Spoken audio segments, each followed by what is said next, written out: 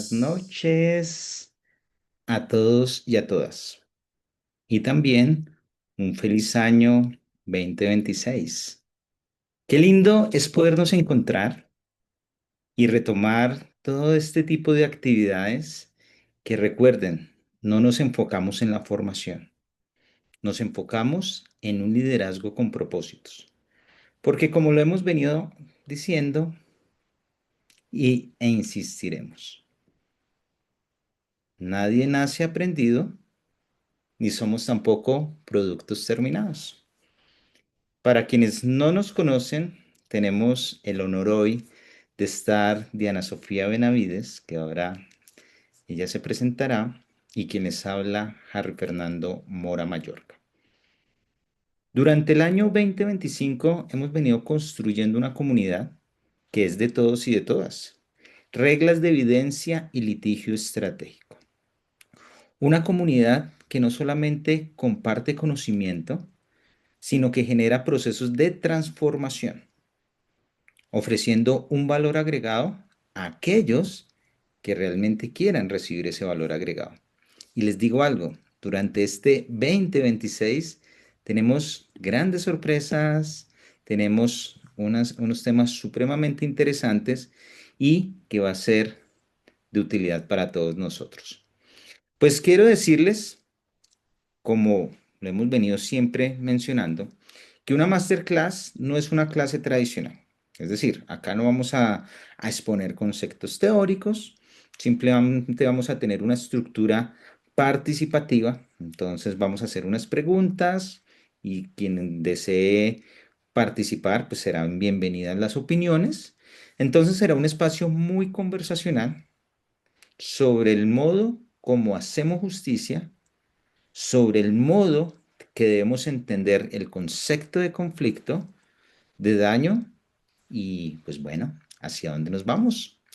Entonces, vamos a disfrutar esta masterclass, vamos a gozárnosla, escriban en el chat, vamos a estar muy activos y pues bueno, Diana, antes de que te presentes, déjame contarles a ellos que los dos nos conocimos en el último evento que tuvo reglas de evidencia y litigio estratégico en el 2025, en el evento conocido como Mentes Maestras, porque queríamos generar un impulso a los sueños a partir del liderazgo.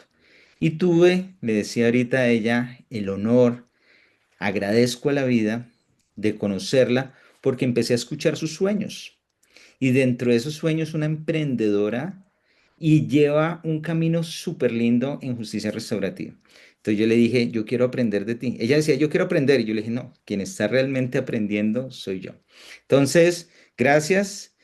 Tú que eres fundadora del arte de hacer las paces, me encanta ese nombre. Pues bienvenida, Diana, a Reglas de Evidencia y Litigio Estratégico y a esta masterclass.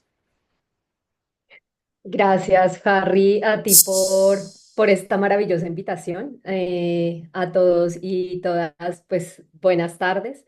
Bienvenidos a este espacio que nos hemos pensado, que hemos diseñado. Y creo que también quisiera decirle gracias a Harry porque este sueño que he venido construyendo hace 5 años, pues se encuentra con reglas de evidencia y litigio estratégico y están haciendo como ese match. Para los y las que no me conocen, mi nombre es Diana Benavides. Por aquí veo gente muy conocida, así que los saludo desde este lugar. Bueno, yo soy abogada y llevo ya un trasegar en lo que es justicia restaurativa y creé este espacio que se llama El Arte de Hacer las Paces eh, desde mi necesidad como abogada de poder trabajar con este tema específicamente porque por lo general es un tema muy para los psicosociales, que también está bien y digamos que somos un equipo interdisciplinario, pero claramente, hola Luisa, pero claramente pues este tema también nos toca a nosotros, incluso a los operadores, a los que estamos aquí y trabajamos con el tema de justicia todo el tiempo. Incluso creo que en nuestra primera clase de derecho muy seguramente dijimos que estábamos aquí porque queríamos hacer justicia o algo tenía que ver con la justicia. Entonces, bueno, este es un proyecto que nace desde ahí y pues bienvenidos y bienvenidas todas las que quieren seguir construyendo en este tema. Yo quisiera contarles así como rápidamente que este tema llega a mí hace más o menos 7 años cuando estoy en la universidad, pero cuando salgo de la universidad como que no encontraba muy bien el camino. Y alguna persona cercana tenía un caso con un caso de homicidio culposo en accidente de tránsito. Y resulta que pues el tema estaba entre lo penal y lo civil. En lo penal fue archivado, ¿sí? Porque lo que pasó fue que la señora iba en su carro y al parecer el chico de 22 años iba corriendo porque lo estaban atracando. Entonces él no se percata de los carros y la señora lo atropella y él posteriormente fallece. Esa es la historia. Entonces, la persona que tenía el caso me decía, mira que la señora está como muy enojada y quiere que se desarchive en lo penal, porque en lo civil iba muy bien, ¿sí? Ya se estaban pagando las pólizas, el SOAT, etcétera, etcétera, pero ella tenía como un dolor interno. Entonces recuerdo que yo le dije, bueno, ¿y ustedes le han preguntado, ella qué quiere? Y entonces, claro, como que la respuesta automática de estos abogados fue, pues sabemos que lo que todos queremos, y es como, bueno, pero ¿qué queremos todos? No, no sabemos. Entonces le hicieron la pregunta, en este caso a la víctima, y ella dijo, mire, el que se murió no fue un perro, fue mi hijo. Y esta señora jamás me buscó para decirme nada. Yo quisiera que ella me hubiera buscado, porque yo sé que ella no lo mató porque quería, pero es que lo que se murió no fue un perro, fue mi hijo. Y ahí empecé a encontrarle sentido a lo que es la justicia restaurativa. Ahí empecé a entender que la justicia penal tiene unos límites bastante fuertes que a veces cuando nos adentramos al daño y a las historias de cada caso, pues la justicia restaurativa sí nos da un andamiaje para poder responder con sentido a unas reparaciones. Entonces, que, como que con esa historia quería iniciar contándoles cómo es que esta justicia tradicional la empecé a ver muy limitante y pude encontrar en la justicia restaurativa otros caminos. Bienvenidos y bienvenidas.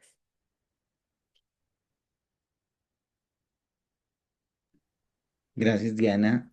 Y es que realmente el concepto de justicia, cuando uno está en la Facultad de Derecho, y acá que tenemos también estudiantes de psicología y de trabajo social y de otras carreras, siempre nos preguntamos lo mismo: ¿qué es para nosotros justicia? Hace exactamente 18 minutos estaba acompañando a mi hija a cenar y me dice, papi, en La Rosa de Guadalupe, porque es el momento que ella comparte con su abuela, que le dice tata, pasó un caso donde una mujer está siendo golpeada de forma constante y ella simplemente toma como un martillo y le pega al señor y me dice, sí, es que le generó una herida así supremamente pequeña. Y me decía, pero papi, la condenaron a 20 años. Entonces yo le decía, ojo, ella tiene 9 años. Y yo le digo, pues recuerda que ese es un espacio pues de ficción. Pero en la vida real, un abogado podría decir que hay legítima defensa. Entonces ella se queda pensando y luego empieza a pensar no solamente en ese caso, sino en los familiares. Entonces yo digo, si una niña de 9 años tiene un concepto innato de justicia, de por qué suceden los actos, ¿cómo será para todos y todas acá que tenemos el privilegio de conocer ese tema? Es decir, uno jurídicamente dice, sí, el artículo 518 nos dice que la justicia restaurativa en el Código de Procedimiento Penal es... No, pero vayamos a la esencia, vayamos a lo humano. Y en lo que tú decías, en este caso de Daniel, no estamos sino frente a una situación de un ser humano. Entonces quiero hacerte la pregunta, Diana, y es la siguiente. Cuando hablamos de justicia restaurativa en Colombia, ¿de qué estamos hablando realmente y por qué hoy es tan necesaria? Enfocándonos en justicia restaurativa. Bueno, yo creo que voy a responder esa pregunta como por dos líneas. La primera es como algo que he venido trabajando por de un tiempo para acá, y es que la justicia restaurativa es una filosofía de vida. Es decir, es algo en lo que yo creo y yo practico, ¿sí? En todos los escenarios de mi vida. No es solamente para ciertos conflictos penales, sino que lo que trato de hacer es para que sea un poco más cotidiano en mi vida, ¿sí? No puedo transformar nada afuera si no he transformado nada adentro. No puedo hablar de justicia restaurativa si no la he aplicado en mi vida. Entonces recuerdo alguna vez una profesora que nos decía, es mediadora en México, y decía que en todos los talleres que hace de mediación le pregunta a sus mediadores si han ido a mediar un caso en sus vidas. Sí, más allá de ser mediadores, si han sido contrapartes o partes, y ninguno lo era. Entonces decía, claro, fácil hablar desde hay que hacer justicia restaurativa o hay que mediar o hay que conciliar. La pregunta es, cuando estamos de ese lado, ¿qué ha pasado con nosotros? ¿Sí? Entonces es muy importante saber que cuando miramos la justicia restaurativa como algo que practicamos en el día a día, pues se nos convierte en algo que construye la paz, no esa paz gigante, sino esa paz diaria en mis relaciones, en los conflictos, porque para responder la segunda pregunta también, la segunda parte de la pregunta, perdón, pues siempre en las relaciones humanas va a existir el daño, siempre. O sea, no hay relación humana en donde eso no exista, porque el conflicto va a estar. Y en el conflicto entran tantas cosas como, por ejemplo, el que yo haya entendido otra cosa y tú me hayas dicho otra cosa. Allí ya puede existir un daño. Entonces, es muy importante por ahí. Entonces, lo entiendo como filosofía de vida. Y la segunda es que lo entiendo como un cambio de paradigma, ¿sí? Un cambio de la manera en que miramos las cosas. Entonces, claramente por lo general, cuando uno escucha justicia restaurativa, ahora que está muy en boga, entonces o piensa en la JEP, ¿sí? O piensa un poco en adolescentes, o piensa en colegios, ¿sí? Pero lo que más se le viene a a la mente a las personas es como perdón e impunidad, ¿sí? No, es como, no, eso no funciona.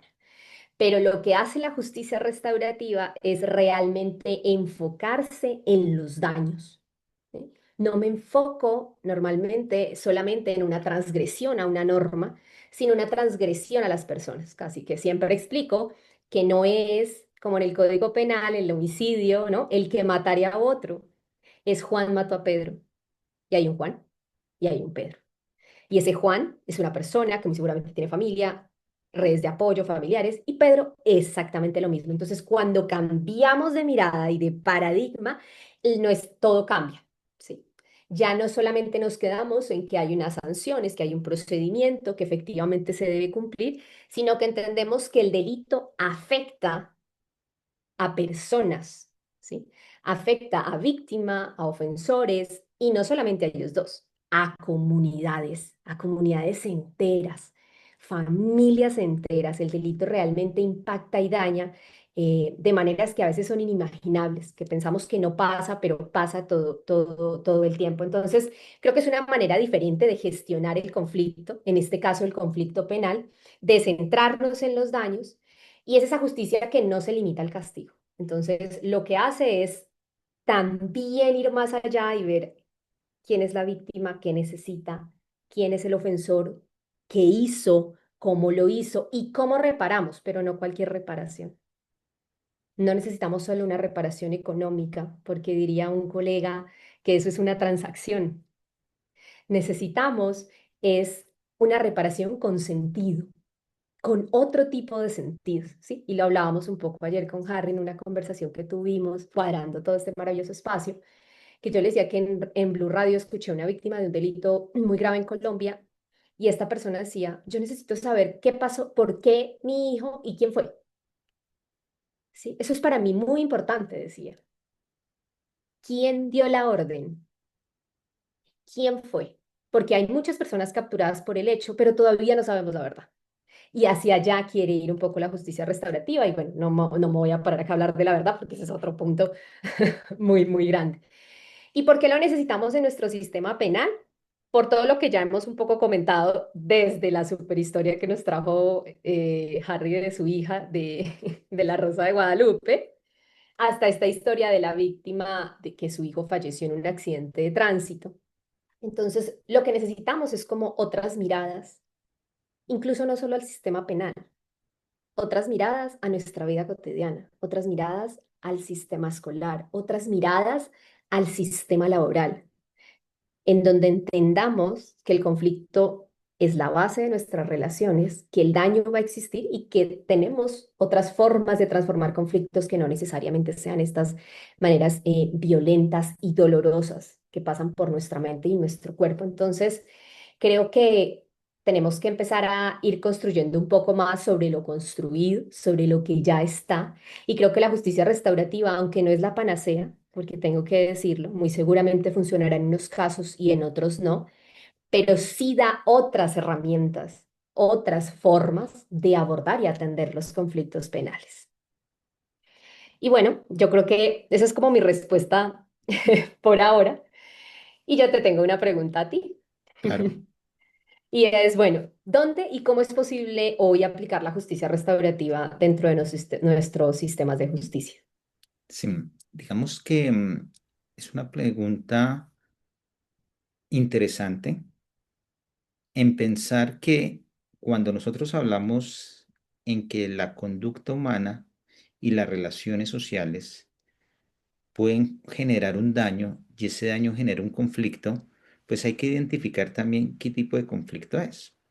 Si estamos frente a un conflicto desde la parte jurisdiccional, civil, laboral, administrativo o un conflicto penal, es poder entender si existe una salida, cuáles son los límites a esa salida y cómo tener la salida.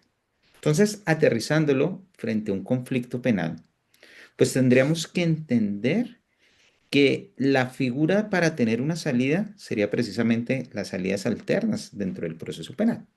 Es decir, podríamos mirar un archivo, una preclusión, un preacuerdo, la aplicación de un principio de oportunidad.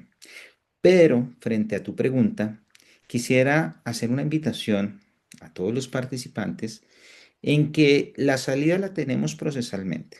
Es decir, yo les puedo decir, el principio de oportunidad es una figura que está constitucionalmente desarrollada, aplicada normativamente y regulada a partir de las diferentes resoluciones que emitió, por ejemplo, la Fiscalía General de la Nación como el titular del ejercicio de la acción penal y como parte de la política criminal. Entonces, cuando nosotros miramos el principio de oportunidad, y si nos enfocamos, por ejemplo, en la resolución 0561 del 2024, pues establece cómo poder aplicar el principio de oportunidad y clasifica esas causales. Entonces, me parece supremamente interesante que la misma resolución diga, mire, para poder aplicar principio de oportunidad, existen diferentes modalidades, en interrupción, suspensión y renuncia. Y dependiendo de la causal, pues vamos a poderlo observar. Y trae un desarrollo y dice, cuando haya reparación de las víctimas y justicia restaurativa, ustedes lo pueden aplicar en la numeral primero, que esa, con la entrada en vigencia de la ley 2477, consideraría que en la práctica no se va a aplicar mucho, porque vamos a obtener una forma de extinción del ejercicio de la acción penal. Vamos a tener la causal séptima, que los fiscales que están acá y defensores y representantes de víctimas donde más preguntan, ¿y cuál aplico? Como medida de suspensión a justicia restaurativa, la causal 13 cuando estamos frente a bien jurídico colectivo y se afecte mínimamente, pero hay un plan de reparación, y también causal 14 y 16. Entonces, mira, Diana, que en este orden de ideas yo puedo encontrar una salida procesal desde el punto de vista constitucional, legal y reglamentario. Si lo traemos desde el punto de vista de los preacuerdos, pues uno dice, bueno, el preacuerdo trae en sí una negociación, pero la persona va a salir condenada. Si yo mantengo el foco, pues voy a manejar simplemente un concepto de justicia, no tanto restaurativa, sino vamos frente a un concepto más distributiva. Es decir, que haya una sanción. Pero si podemos traer dentro de ese escenario de la negociación el escuchar a las víctimas y ojo a todos y a todas, la jurisprudencia a partir del año 2019 con la Corte Constitucional y en el año 2020 de la Sala de Casación Penal de la Corte Suprema de Justicia a través de la ponencia de la doctora Patricia Salazar dijo, hay que tener unos criterios de discrecionalidad reglada y tenemos que también escuchar a las víctimas. Es decir, porque vamos a dar este tipo de negociación. Entonces miremos esos derechos a las víctimas, las formas como fue reparada y vamos a poder aplicar esos criterios discrecionales de negociación. Entonces, yo creo que es muy interesante poder entender que dentro de nuestros sistemas de justicia las salidas están.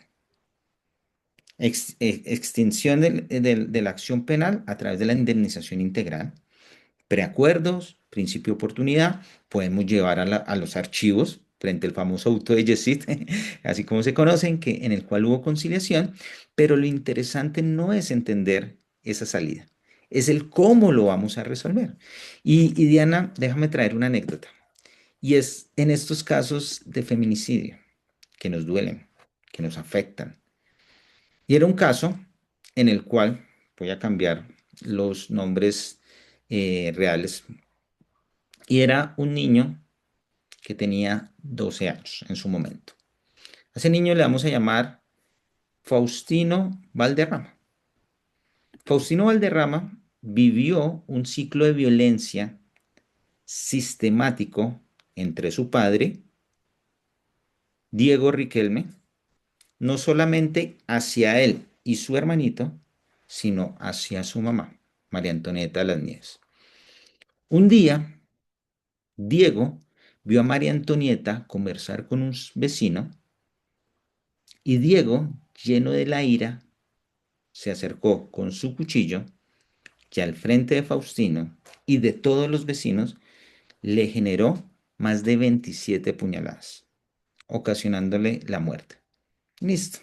Jurídicamente, estamos frente a un caso de feminicidio, es un caso agravado, hay algunas limitantes, eso lo entendemos. Pero analicemos el conflicto dentro de los actores. La víctima, no solamente estamos hablando de Faustino y de su hermano, sino de dos familias. Los familiares de Riquelme y los familiares de María Antonieta. Vamos a hablar también de quienes hacen parte de este conflicto. El acusado como como victimario. La sociedad, ¿cuál fue el rol de los vecinos? El Estado, los diferentes institutos que hacen parte. Y claro, procesalmente se captura, se genera una pena, pero ¿dónde queda la ilusión de este niño? Su mamá está en el cielo y su papá está en la cárcel. Dos familias divididas. Un hábitat donde tenía beneficios por su condición social y económica de tener la educación, la salud de forma gratuita, pero por estos hechos tuvo que ir a otro escenario, otra ciudad. Entonces, no es solamente llegar y tener una sanción, sino dónde podemos realmente nosotros tener ese escenario cuando el daño no es resuelto. Entonces, la invitación a todos y todas, las salidas la tenemos, pero ¿cómo podemos ser parte de la solución de un conflicto? Y más allá, cuando ese conflicto puede ser de naturaleza penal o llevar a tener una condición de naturaleza penal.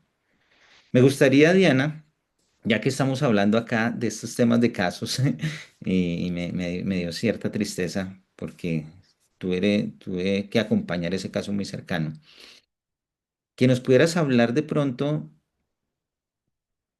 un caso que hayas trabajado donde podamos tener ese concepto de transformación de justicia.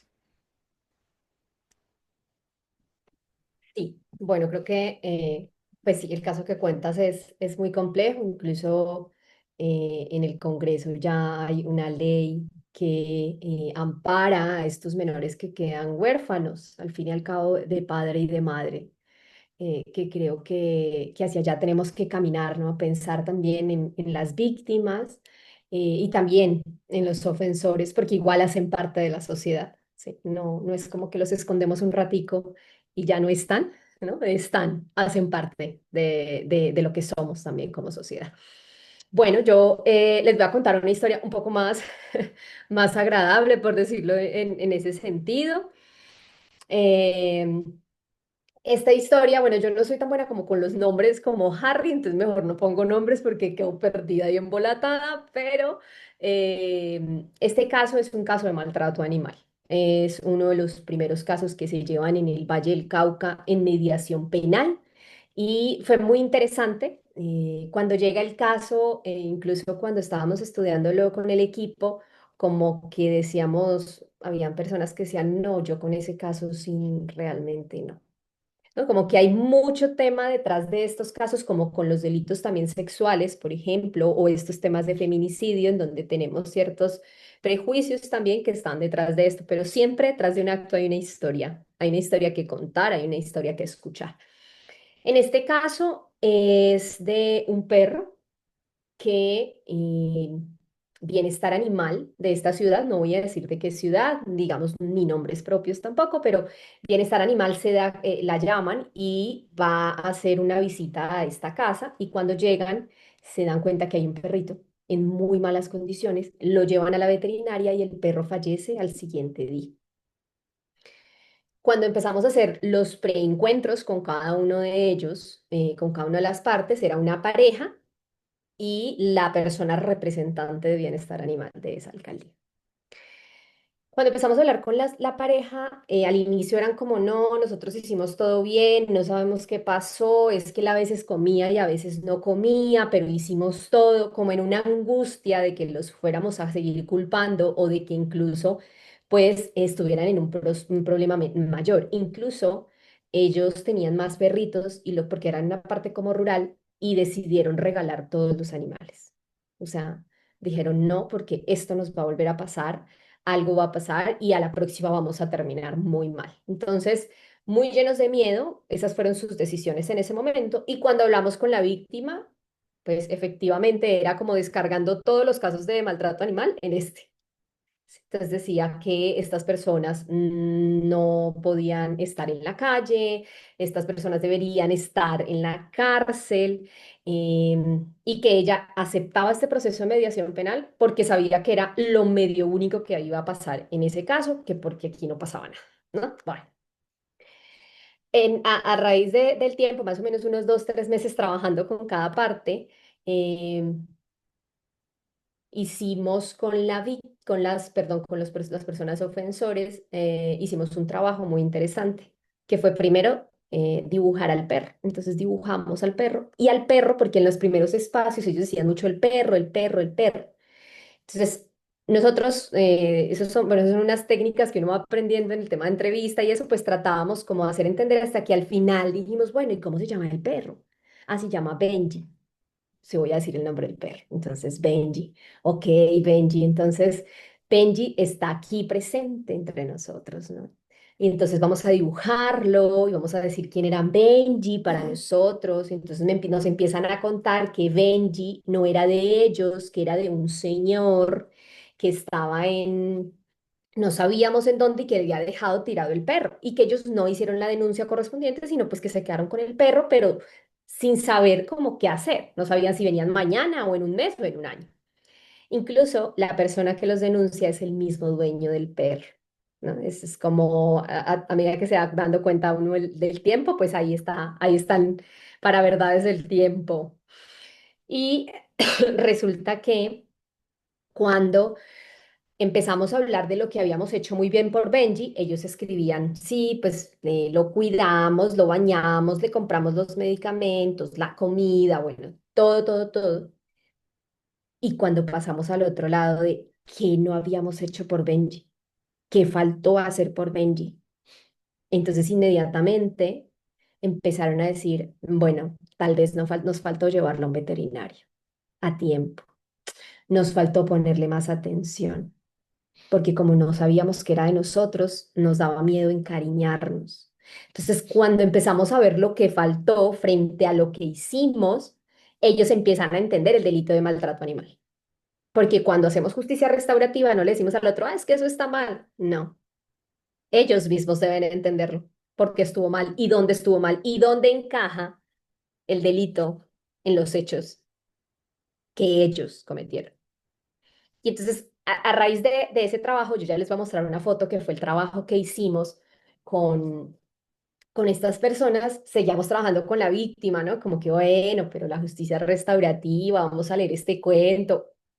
No, ella que no, que quería disculpas públicas en la mitad del parque. Cuando le mostramos el trabajo que habíamos hecho con las partes, que se los voy a mostrar en este momento a ustedes, eh, por favor, Harry me dice si estoy compartiendo.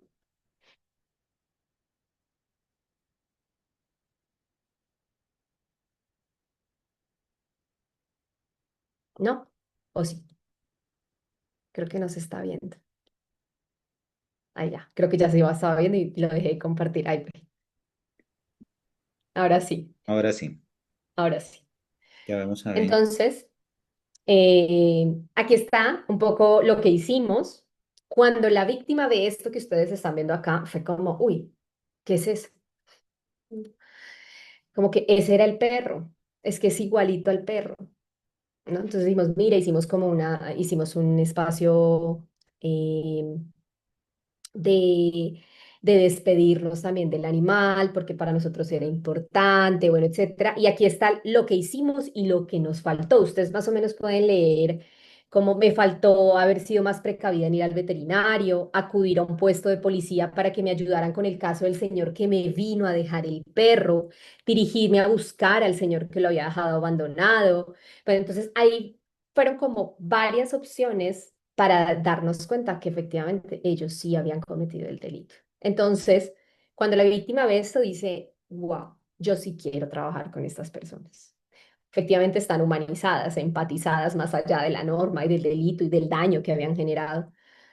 Y terminamos haciendo un acuerdo que ya no tenía que ver con las disculpas públicas, ni además de las como 70 horas que quería ver el fiscal de horas voluntarias, sino que rebajamos un poco las horas porque son personas pues que trabajan todos los días, en donde ellos van a trabajar sábados y domingos a una fundación de animales, en donde ahí hacen como unas labores y dan un dinero para unas croquetas de los perros. Y tengo entendido, en este momento este caso está allí andando, tengo entendido que para ellos ha sido muy interesante, incluso para la dueña de la fundación que también decía, uy, yo como que no los voy a tener dejar que tengan contacto con los animales. Hoy ya son súper amigos y están haciendo como unas campañas muy interesantes en este espacio.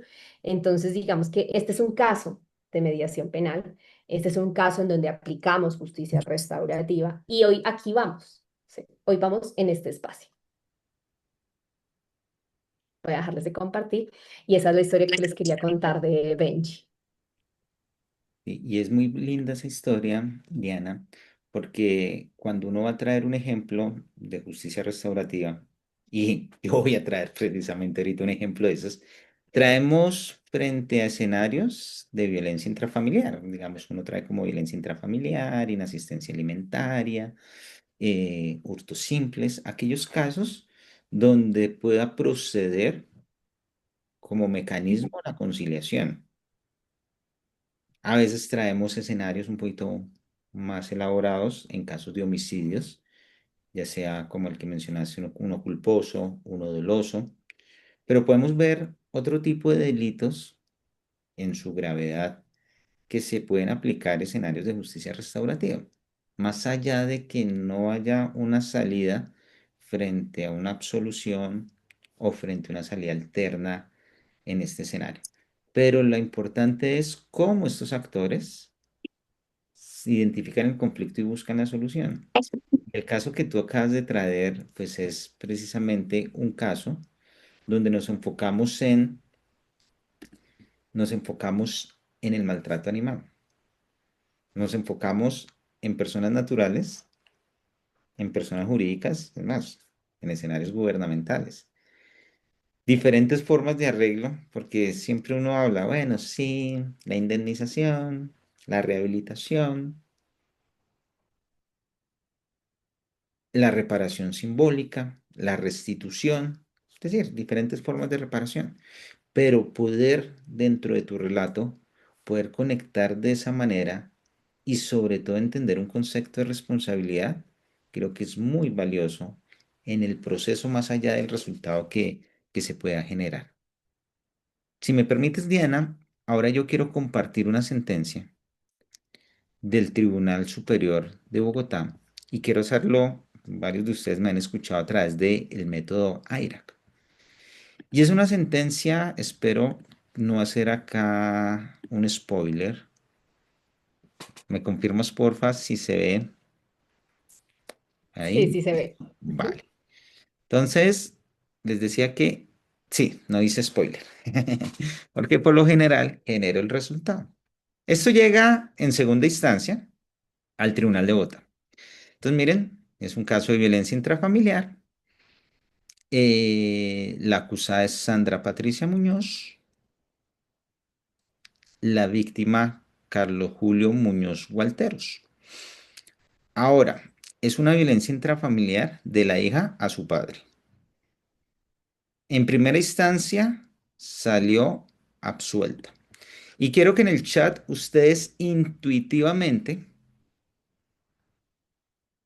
ojo acá, es un caso de unos supuestos hechos de violencia de la hija hacia sus padres.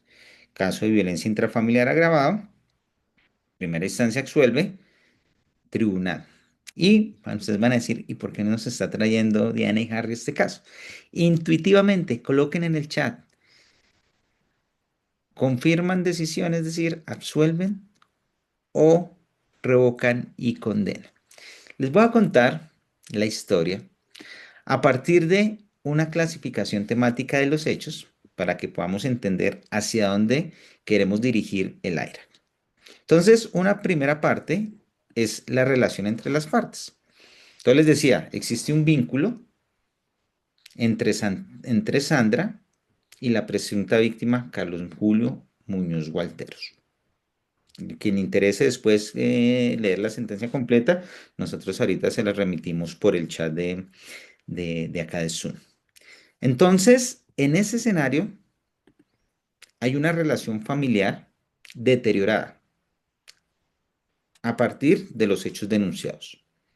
Hay una ausencia total de una relación cercana de comunicación fluida entre el padre y la hija. Y hay una manifestación de conflictos persistentes en el núcleo familiar. Esta es una relación fáctica entre las partes. Y ahorita vamos a hablar un poquito del conflicto. Contexto habitacional. Los dos viven en el mismo inmueble. Lo que sucede es que son de aquellos inmuebles donde vamos construyendo plancha y en el primer piso está la procesada y su compañero permanente. Los dos fueron testigos dentro de su caso. Ella renunció a su derecho a guardar silencio y su compañero permanente decidió también declarar. Y en el segundo piso está el padre como víctima principal, la madre y un hermano de la procesada. Entonces miren que estamos en un conflicto familiar. Y dentro de ese contexto habitacional hay una falta de convivencia cotidiana. Es decir, esto acá, pura película o pura serie de Netflix, se les queda pequeñito de lo que está pasando. ¿Cuáles son los conflictos que se pueden identificar? Hay unos conflictos tanto del punto de vista económico y obviamente el conflicto patrimonial. Entonces empieza a generar una existencia de desacuerdos relacionados con la propiedad del inmueble. Siempre que está el dinero y genera un conflicto, eso no persigue nada. Siempre va a tener que una afectación. Hay una reducción o cese del apoyo económico por parte de ella hacia sus padres, como una medida o como una respuesta o como un mensaje que quería darle a ellos. Hay una disputa, y esto acá es donde empieza frente a tener en cuenta el uso de la misma vivienda. Hay una disputa por el uso de espacios comunes, especialmente los garajes. Y eso empieza a generar unas tensiones frente a las deudas y empezar a decir quién tiene la responsabilidad económica frente a ello. Empiezan a generarse unos reclamos familiares asociados a la manutención de los padres. Entonces miren la historia cómo vamos. Una hija que no se la lleva bien con sus padres ni con su hermano, una hija que por la parte económica empieza a tener un conflicto con ellos y no solamente en ese escenario, sino que para que llegara a las puertas del derecho penal empieza a generar un daño de tipo psicológico. Entonces, ¿cuáles son las conductas que se le empiezan a atribuir? Expresiones verbales, queda dentro del debate probatorio, consideradas como ofensivas. Manifestaciones de desalojo, le mandó la policía. Le mandó la policía. ¿Por parte de qué? De sacar a sus padres. Actitudes hostiles, intimidadoras. Colocó instalación de cámaras de vigilancia en zonas internas y externas del inmueble sin la autorización de los padres, teniendo un derecho frente a la expectativa razonable de intimidad. Retiros de elementos de iluminación en áreas comunes, precisamente frente al tránsito. Recuerden que ella vivía en el primer piso y ellos en el segundo. Suspensión de acceso a determinados servicios, luz y agua de espacios compartidos. Y también un presunto empujón por parte de ella a la madre en una discusión. Es decir, ahí es donde uno dice como, bueno, no, yo soy más como rockero, pero creo que Ricardo Arjona decía que tu casa es casa de locos y yo soy otro loco. Me empezó a pasar en este caso. Intervención de las autoridades. Entonces llega la Policía Nacional, en lo que yo les decía, frente a esa diligencia de desalojo, se empezaron a generar varios trámites de conflictos familiares ante la comisaría y referencias de medidas administrativas de protección sin que ninguna de ellas fuera incorporada dentro del juicio. Es decir, acá desde un punto de vista de litigación estratégica, podemos empezar a anticiparnos a una debilidad. Consecuencias alegadas por la presunta víctima: afectación desde el punto de vista psicológico, emocional o valoración de medicina legal donde se pudo establecer un trastorno de adaptación con síntomas depresivos, alegación como agravamiento del estado de salud de la madre y afectación a la tranquilidad y a la estabilidad familiar. ¿Cuál es la caracterización? Y esto es importante para que podamos entender el AIRAC desde justicia restaurativo y el análisis de las decisiones judiciales. Hay una presencia de desavenencias familiares de larga data, lo que les empecé a hablar desde el punto de vista económico y patrimonial. Conflicto desarrollado frente a la ruptura familiar previa derivada de las responsabilidades en los gastos y en las atribuciones que se estaban tomando. Y empezó a generar una concurrencia de versiones que empezó a generar una gravedad dentro de los hechos. Entonces, aterricemos toda esta situación fáctica dentro de nuestro AIRA, pero no tanto frente a la valoración probatoria o el desarrollo procesal y jurídico de la misma, sino desde el punto de vista del conflicto familiar y la justicia restaurativa. Para los que no conocen, este método AIRA es un método lógico que se utiliza mucho en los Estados Unidos para poder hacer un análisis del caso. AIRA, dentro de sus siglas, ahorita lo vamos a mirar, lo que resuelve es la identificación de un problema jurídico, el análisis a partir de los hechos, la regla aplicable para la solución de ese problema jurídico y la conclusión que se llega. Entonces, miren que dentro de este AIRAC, de esta decisión que nos causó realmente bastante curiosidad con Diana, y la pregunta es, ¿debe el conflicto existente entre la procesada y su padre ser abordado mediante el derecho penal a través del delito de violencia intrafamiliar agravada o corresponde a un conflicto familiar y relacional que, aun siendo grave, resulta más adecuado para ser gestionado mediante mecanismos de justicia restaurativa en atención al principio de mínima intervención penal? Porque muchos de ustedes empezaron a pensar, bueno, hay violencia intrafamiliar, se puede conciliar, pero si es agravado, ¿qué pasa? Nos vamos a la mediación y empezar a generar problemas jurídicos, pero desde el punto de vista procesal, más no del conflicto. Entonces, dentro de esto, nuestro segundo paso es, ¿cuál es la regla? Entonces, dentro de la regla jurídica aplicada es que el tribunal no nos trae en sí unas normas procesales, sino unos principios. Y empieza a hablar de que el derecho penal es un instrumento de la última ratio. El bien jurídico que está en conflicto dentro del escenario penal, pues es la familia. Entonces, en ese punto de vista, pues lo que se establece es, si el derecho penal es un instrumento de última ratio, Para que pueda proceder una condena penal se requiere existencia del hecho punible, la afectación del bien jurídico protegido y la demostración de responsabilidad penal más allá de toda duda razonable. Acá sí les voy a empezar a dañar y les voy a empezar a hacer spoiler. Existencia del hecho punible, pues era parte de lo que se quería establecer dentro de esa teoría del caso, dentro del elemento fáctico, el jurídico y el probatorio. La afectación del bien jurídico protegido, pues empezamos a ver que sí hay una afectación dentro del conflicto, dentro del escenario familiar, pero el escenario probatorio, en poder demostrarlo más allá de toda duda razonable, acá empezó a tener dificultades. Les voy a dañar el caso de una vez, la película. En segunda instancia, confirman la decisión de primera instancia. Toda esa historia que yo les conté de que la hija tenía un conflicto con sus padres, en que les echó la policía, en que les quitaba las iluminarias, en que les generaba ciertos actos, no se pudo establecer más allá de toda duda razonable como una afectación de un conflicto penal, sino se derivó del escenario de un conflicto familiar. Y entonces nos dice el tribunal que esta violencia intrafamiliar protege un núcleo familiar real y funcional. Entonces, esto es importante frente a la decisión que trae el tribunal. Y el conflicto, pues nos dice, tiene naturaleza familiar, económica o relacional. Y dentro de ellos dice el tribunal, el ordenamiento jurídico favorece mecanismos alternativos de solución, entre ellos la justicia restaurativa. Entonces, ¿cómo así?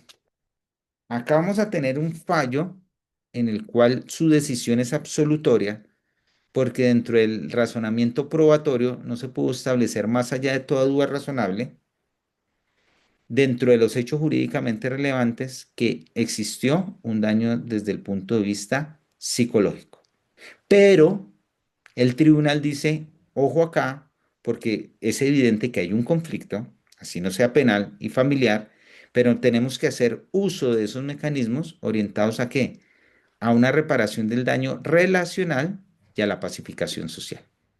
Entonces, dentro de esto, cuando empezamos a ver la aplicación del caso concreto, dentro de los análisis, pues hay un conflicto que es prolongado, hay desavenencias económicas, lo que les mencionaba que no se pudo acreditar conductas atribuibles a la procesada, no se pudo establecer la judicialización penal del conflicto, pero el tribunal dice que existe un conflicto familiar y real y que no se debe desconocer ni tampoco minimizar. Entonces, más allá de su decisión, el tribunal se identifica el conflicto y a pesar de que hay ausencia de relevancia penal para activar el jus puniendi del Estado, ¿qué es lo que dice el tribunal?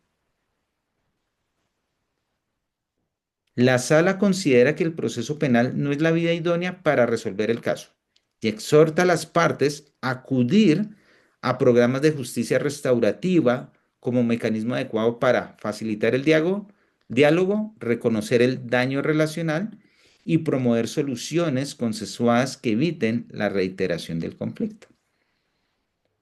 Vayan leyendo ustedes la conclusión, porque si no se resuelve el conflicto, en unos meses se va a tocar las puertas y se va a decir, no es un conflicto civil, no es un conflicto familiar, sino lastimosamente vamos a estar hablando de un conflicto penal.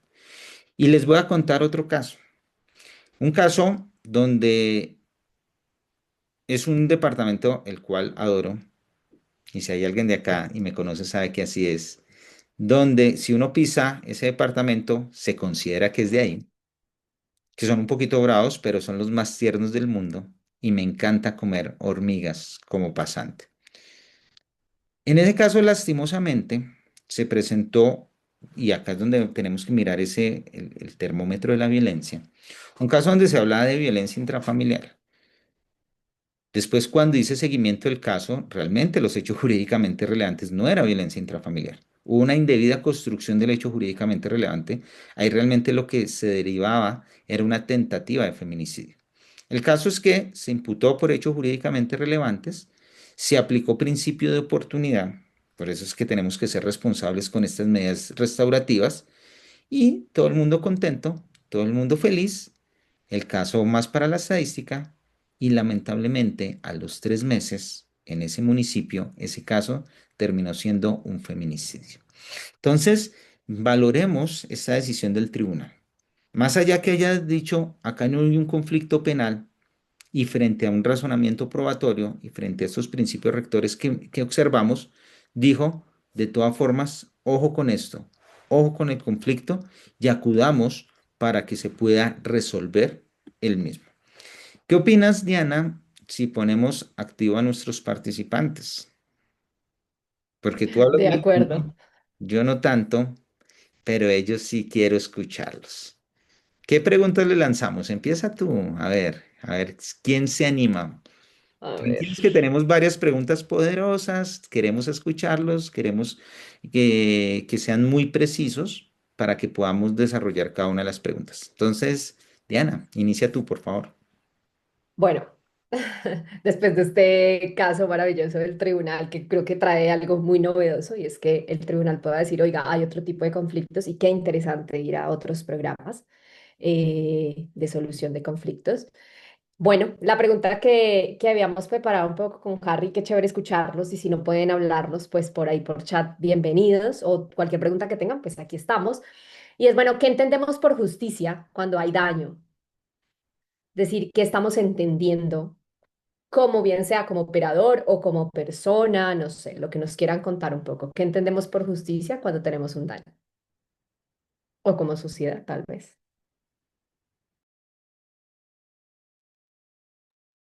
A ver, ¿quién quiere levantar la mano? María Cadavid. Adelante, María, por favor, y bienvenida. Buenas noches, Carly, y buenas noches, doctora. Muchas gracias. Me parece muy interesante todo lo que se ha señalado.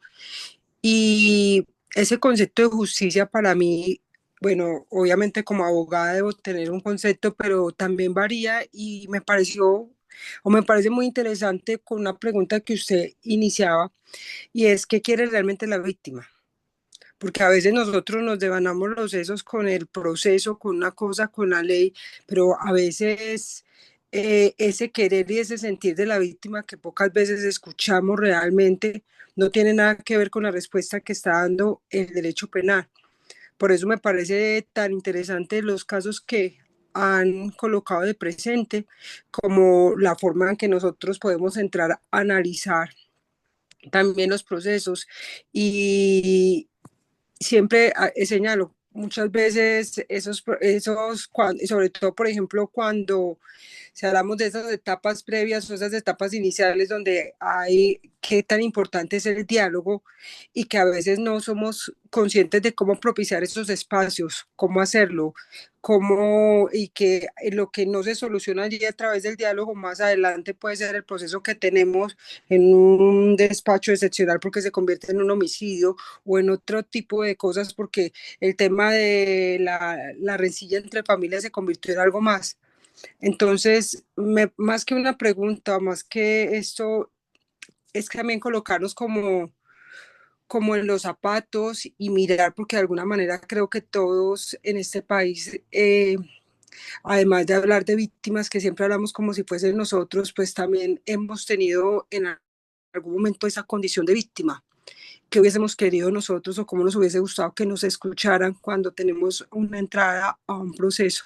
¿Cuál era realmente la solución? Que a veces la solución no es económica, porque quizás hasta la misma presentación de lo económico puede tornarse como un agravio para lo que la persona espera del proceso. Algunas víctimas solamente quieren que las escuchen y eso me parece muy importante. Muchas gracias.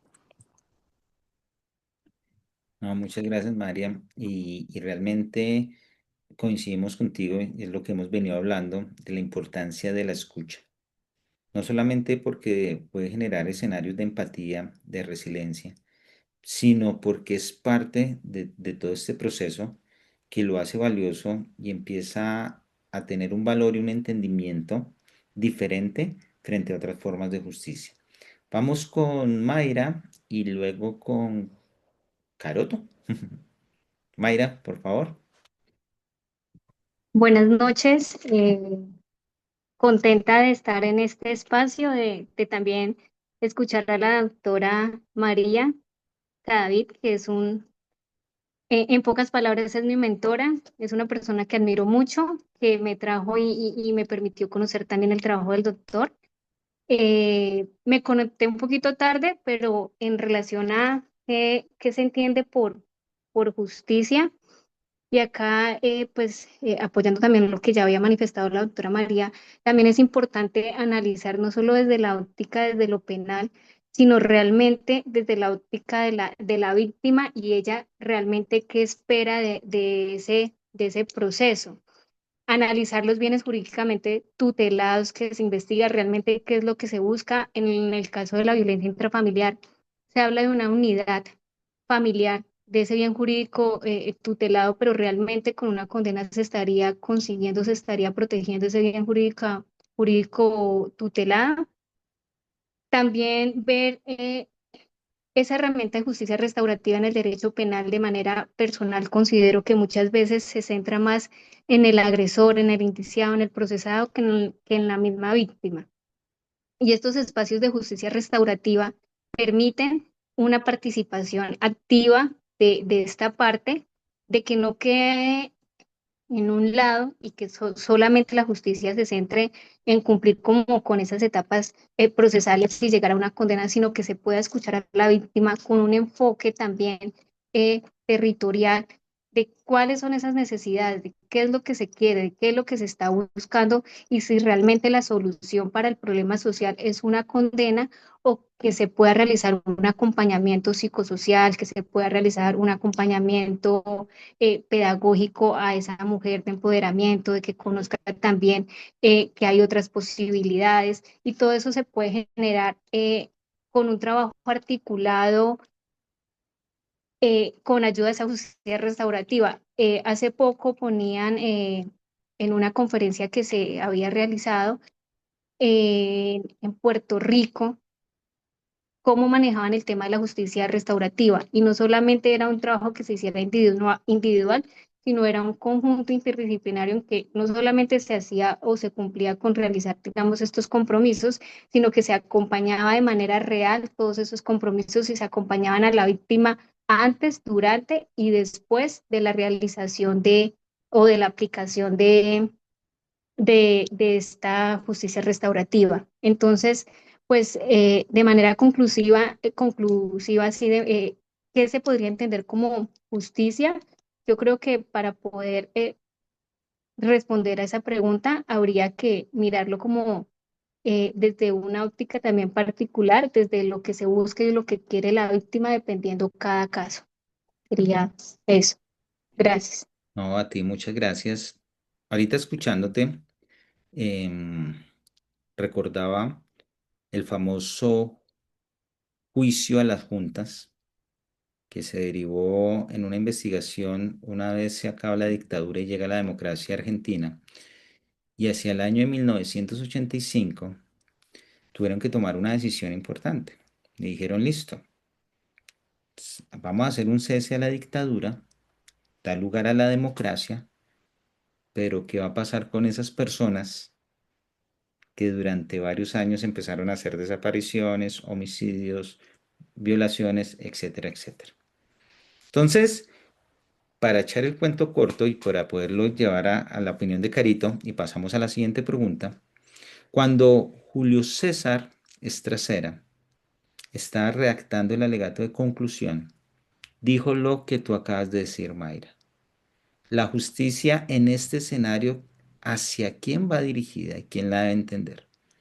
Y estamos hablando de casos de alta gravedad, casos de lesa humanidad, frente a una junta directiva, junta militar, perdón, arrogante, con poder y que pensaban que iban a salir impunes.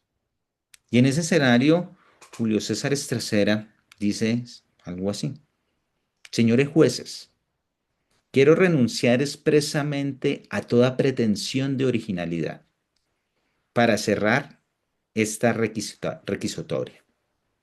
Quiero utilizar una frase que no me pertenece, porque pertenece ya a todo el pueblo argentino. Y creo que esa frase ya pertenece a toda América Latina. Y dijo, señores jueces, nunca más.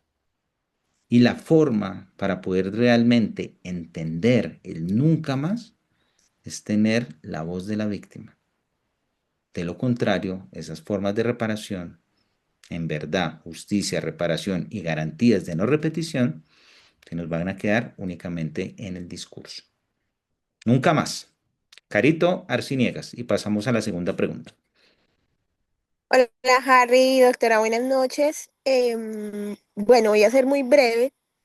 Yo sí considero que la justicia, viéndola desde la óptica del daño, es como tratar de recomponer lo que ese daño quebró. De alguna de las formas que a bien se tengan.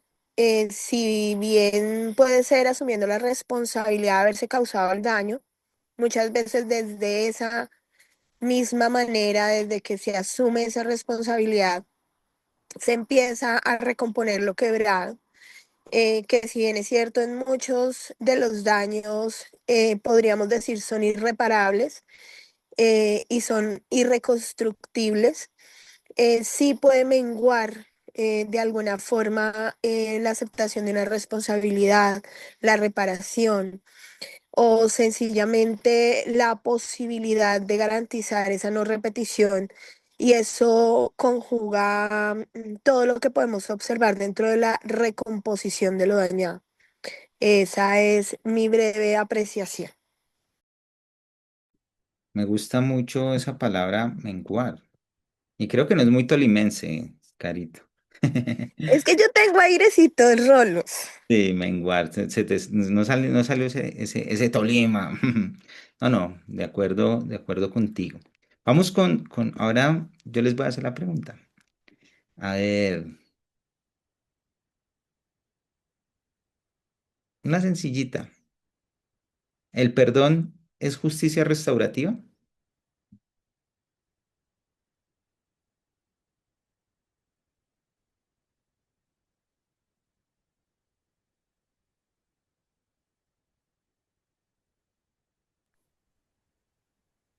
Por Ah, ahí está respondiendo en el chat, sí. ujú.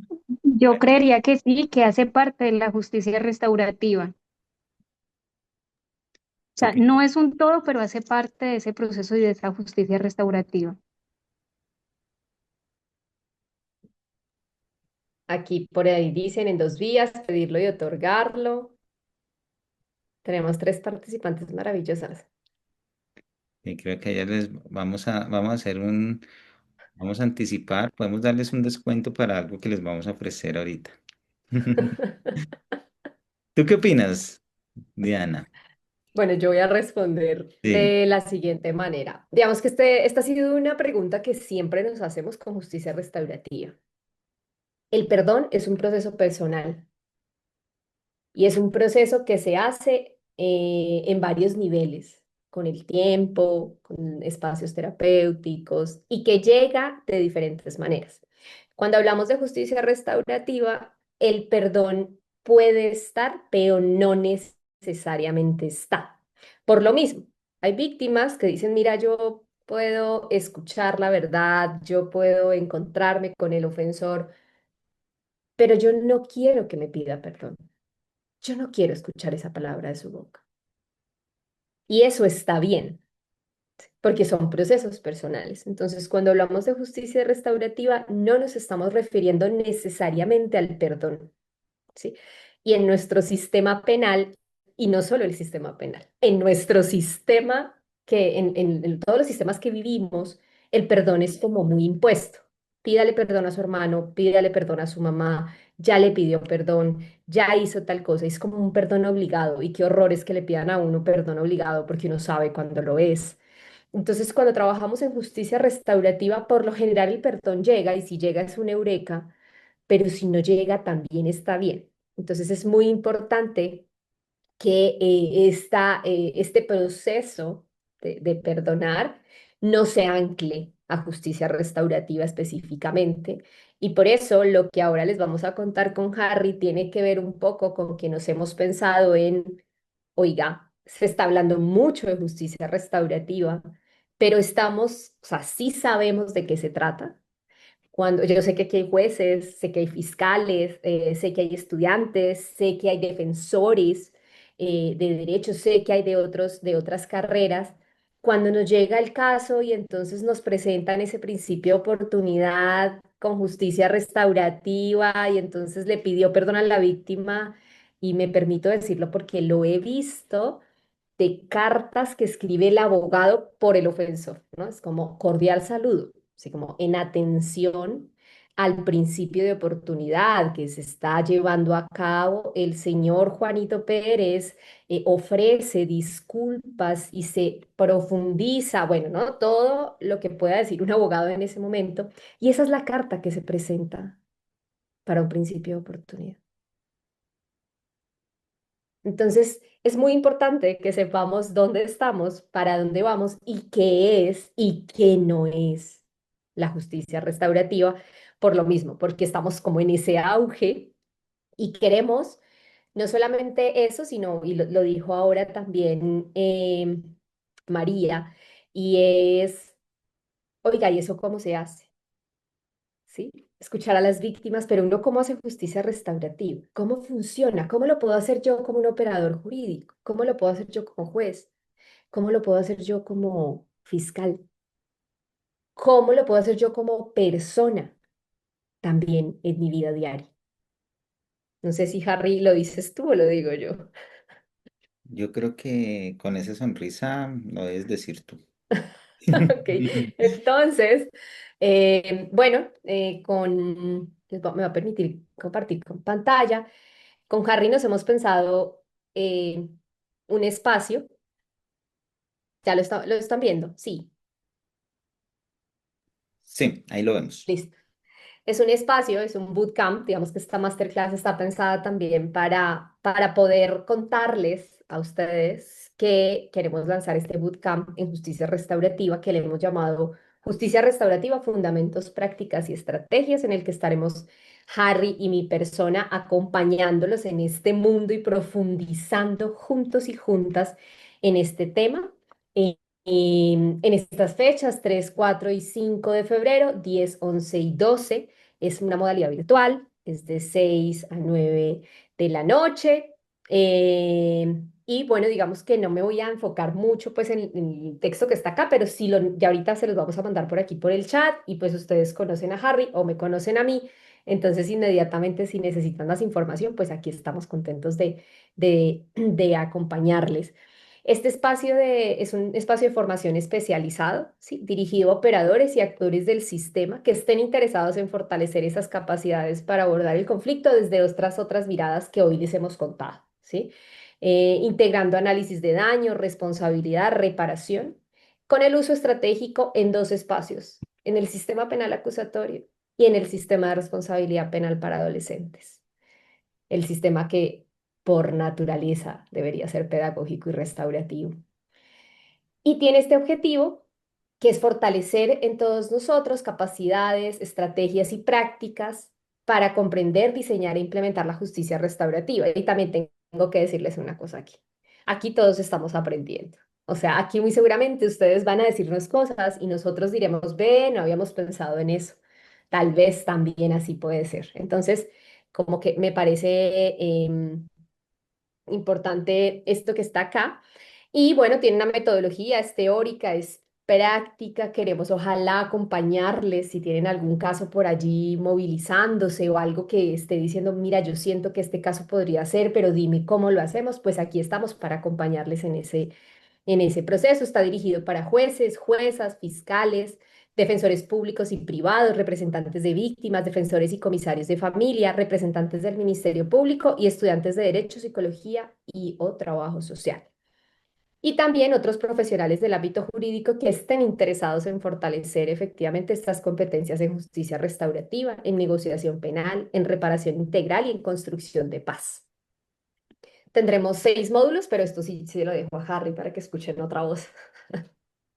Sí, dentro de este escenario vamos a tener 6 sesiones de coaching, porque lo que estamos buscando, si quieres, deja porfa Diana de compartir.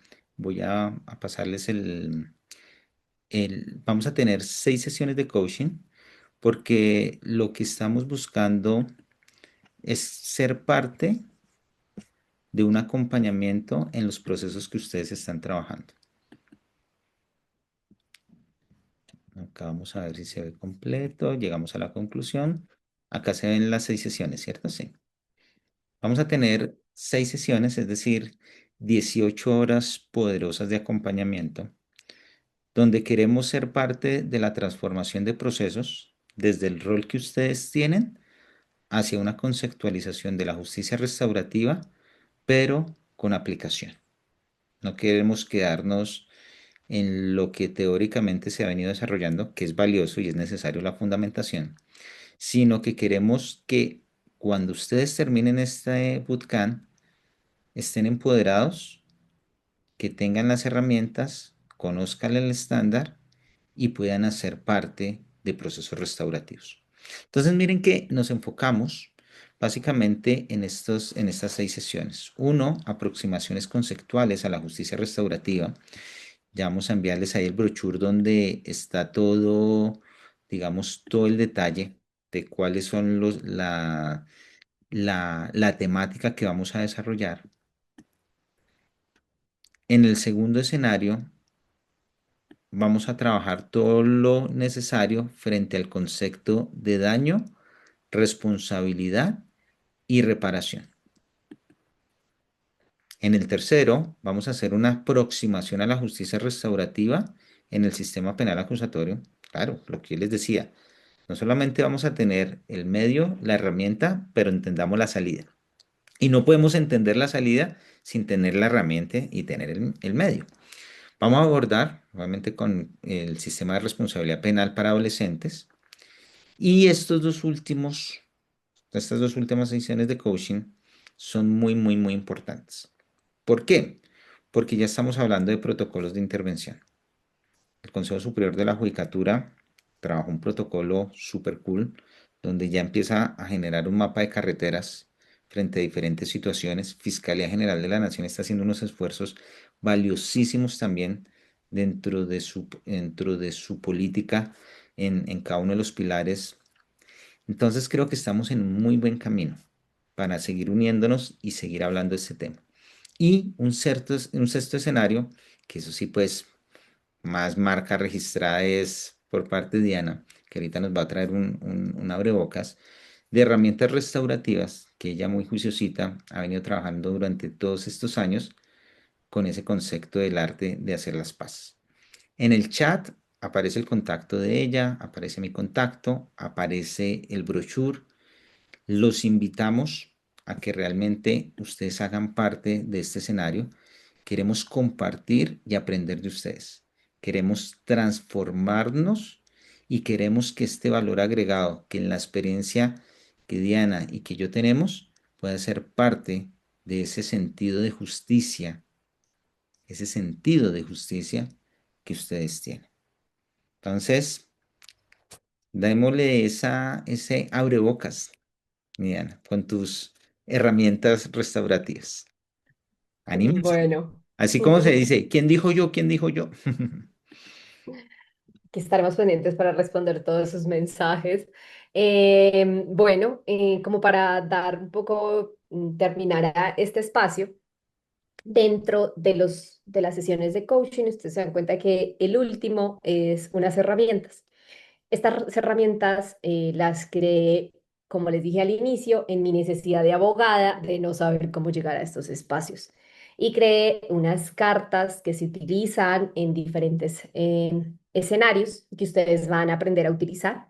Incluso hay unos valores diferentes a los valores que los vendo si ustedes, digamos, hacen el bootcamp.